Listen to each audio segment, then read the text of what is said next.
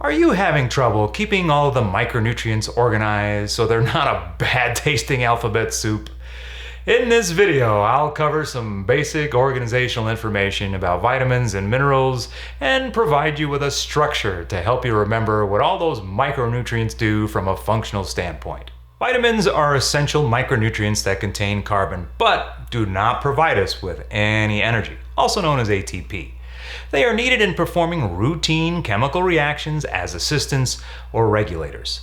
Some of the confusion surrounding the fact that vitamins do not give us energy lies in the fact that specific vitamins are needed to perform the chemical reactions within the energy-producing pathways of metabolism.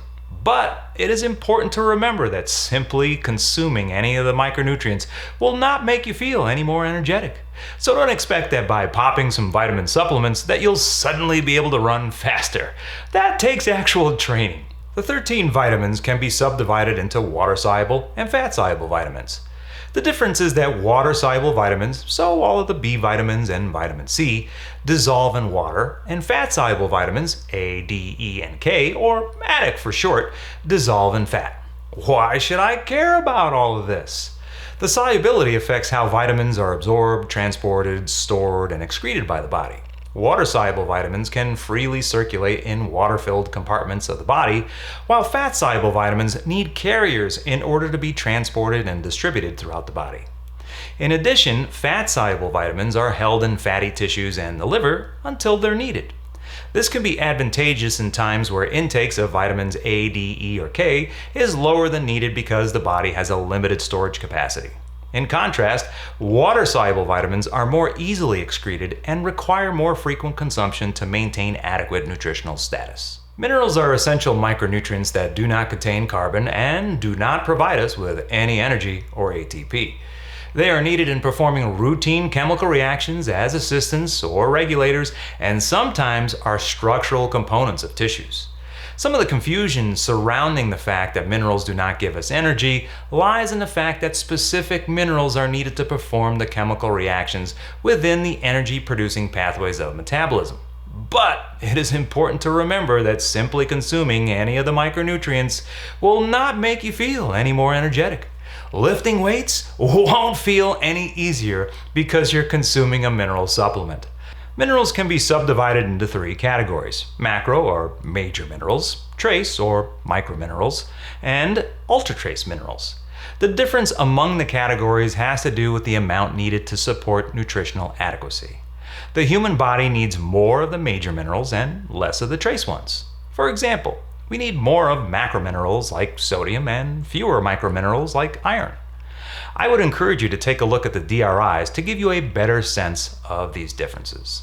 Okay, so you have the categorization basics of micronutrients down, but how do you remember what all those vitamins and minerals do? A methodical approach is to cluster the micronutrients based upon the major function that they share in common. In order to do this, I have created 6 categories that describe a particular micronutrient's primary function. It is important to remember that micronutrients often have multiple secondary roles, and thus my categorical representation is simply a rudimentary way of remembering the primary function of that nutrient.